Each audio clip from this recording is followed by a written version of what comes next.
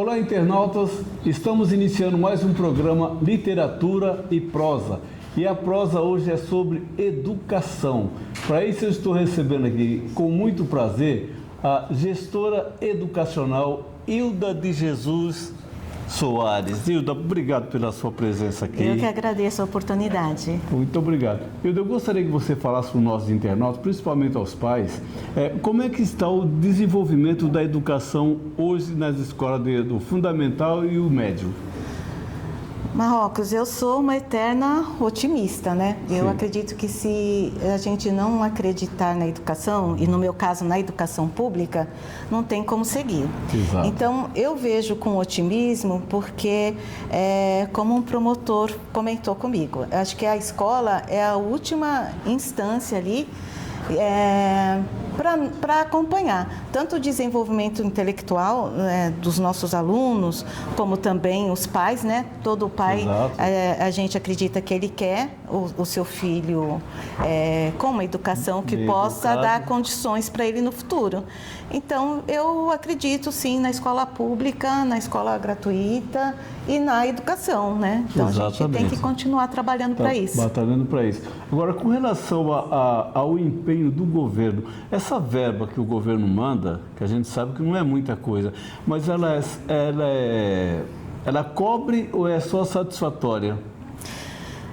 Professora, a gente lutou muito para ter do investimento, né, do PIB 30% para a educação. E nós conquistamos isso, né? Porque a lei federal falava em 25%, alguns estados 30%, enfim, a gente conseguiu. Agora, infelizmente, não é toda essa verba que vai efetivamente para a educação. Ela acaba indo para empresas na questão do kit de material, ela acaba indo para empresas na compra de material de tecnologia, de computador, em obras. Então, assim, efetivamente, para o desenvolvimento da educação, ainda a gente vê muito pouco. Infelizmente. Não chega assim. Então, ela é satisfatória para preencher as necessidades imediatas da escola, né? Eu acredito que vai também de cada gestão. Mas uma coisa que também, já lá na LDB, coloca que a educação é dever do governo e é dever da sociedade, né? Dever da família. Então, eu entendo que a gente ainda não conseguiu conscientizar a sociedade do papel da educação. A educação não é um cantinho para guardar criança. O que não acontece, é um espaço para falar, olha, a gente ouviu muito isso na pandemia. Eu preferia que ele estivesse na escola do que ele estivesse na rua, porque eu não estou controlando meu filho, ele está indo para a rua. É pandemia, mas ele está indo para a rua.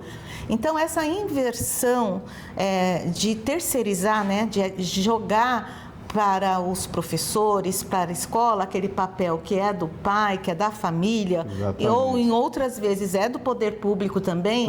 Na falta de equipamentos que vão oferecer para essa criança, para esse adolescente, aqueles direitos constitucional, direito ao lazer, direito à saúde, né? Ao desenvolvimento cultural. Então, a gente vê ainda no processo educacional essa carência. A participação dos pais é muito pequena comparado ao que deveria ser, né? Porque existem, por exemplo, o caso das creches, assim, a mãe coloca na casa, tem que ter creche, mas a mãe fica em casa.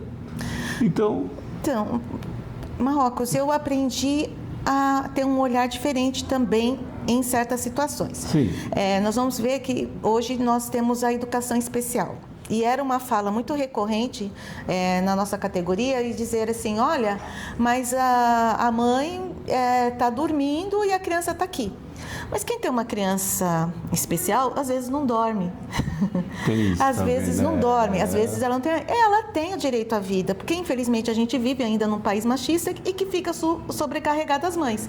Então, se ela coloca a criança na creche e vai para casa dormir, e se ela tem dentro do ambiente familiar uma situação que pode ser nociva para a criança, que bom que tem. Eu acho que não é favor, não, é obrigação do Estado defender a vida e defender a criança. É uma visão muito interessante essa sua, porque você chamou a atenção para mim por esse negócio, porque na minha rua mesmo tem alguns casos assim. Sim. Né? Mas isso aí você já colocou uma outra visão. Sim, Tá. olha, muitas profissões em que as mães trabalham à noite. Eu trabalhei muitos anos na região do Heliópolis e a gente via, às vezes, essa fala, de certa forma, preconceituosa na sala dos professores.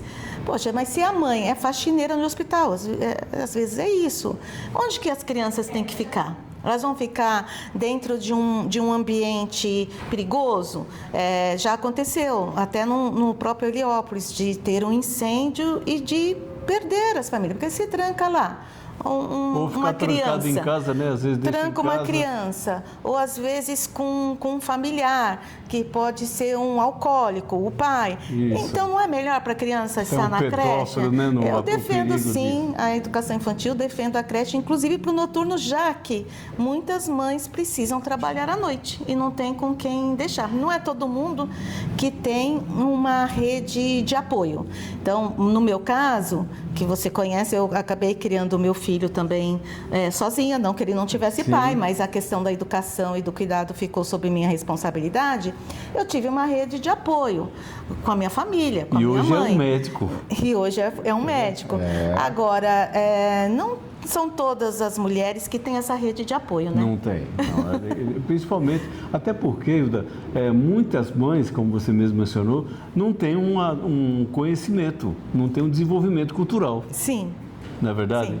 Então, isso aí retarda também o desenvolvimento da criança como ser social. Exatamente. Eu defendo, né, a educação básica, que hoje a creche, a educação infantil, o ensino fundamental, o ensino médio, ele é composto no nosso país como a educação básica. Eu defendo a educação básica, viu, Marrocos, justamente por isso, porque as crianças ficam em uma situação vulnerável quando a mãe, na maioria das vezes, ou também vamos entender que em algumas famílias é o pai, que é o pai e mãe, tem que sair para trabalhar, e nem sempre ele também tem a rede de apoio, né? A gente também não pode ter esse tipo de preconceito e a gente tem que pensar sempre no direito da criança. A criança tem direito, e isso está previsto dentro da Constituição. E é uma pena que a gente, de fato, não tem, que é o direito à educação, o direito à saúde, o direito ao lazer, porque as pessoas também menosprezam essa questão cultural. E é uma coisa, é uma pauta que a gente precisa lutar para conquistar. Não é uma prioridade do país.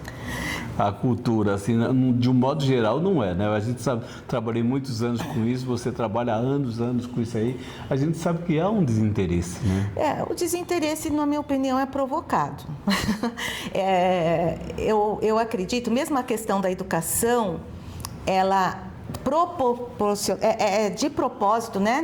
Propositadamente, ela é descontextualizada, é colocado para a sociedade como se a escola tivesse esse poder da educação mais amplo, de dar limites para as crianças, de colocar valores, e a escola ela pode fazer uma contribuição, mas é uma responsabilidade de toda a sociedade. Mas a gente ainda está perdendo no Brasil porque, de fato, não se prioriza a educação. Eu acho que quando a gente estiver valorizando a educação de fato, esse contexto vai melhorar, vai mudar. Agora me diga uma coisa, quando o advento do computador chegou, a gente sempre cobrou, eu como professor de história e tal, sempre cobrei trabalho manuscrito. Quando chegou o computador, aí, não, o pessoal queria entregar impresso, né? Agora eu quero saber a sua visão, eu sou combatente dela, mas eu peço a opinião de todo mundo que vem aqui. O que você acha que a IA vai fazer no aluno, no sistema educacional? Marrocos, eu acho que é um caminho sem volta. Acho que nós chegamos numa fase da tecnologia e de tudo que é utilizado, que a gente tem que aprender a conviver com isso e ensinar, né, orientar os alunos dos benefícios. A gente tem que pensar que comercialmente se ganha muito dinheiro. Muito. Né? Mas... em média, os alunos têm 2 celulares. Eu recolho um, coloco dentro da caixinha, mas ele tem um segundo.